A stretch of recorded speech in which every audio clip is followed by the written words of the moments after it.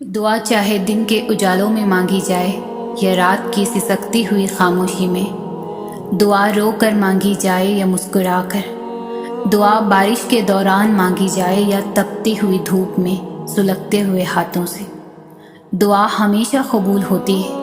بس انداز مختلف ہوتے ہیں۔ ضروری نہیں کہ کسی چیز کا مل جانا ہی دعا کی قبولیت ہے،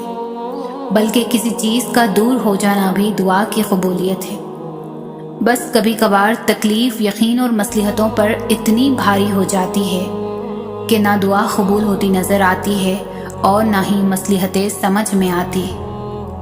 یہ بھی امتحان ہوتا ہے، ہماری محبت کا امتحان، ہمارے صبر کا امتحان، ہمارے ضبط کا امتحان، ہمارے یقین کا امتحان۔ کبھی کبھار اللہ پاک اس لیے ہمارے دل سے اس لاحاصل چیز کا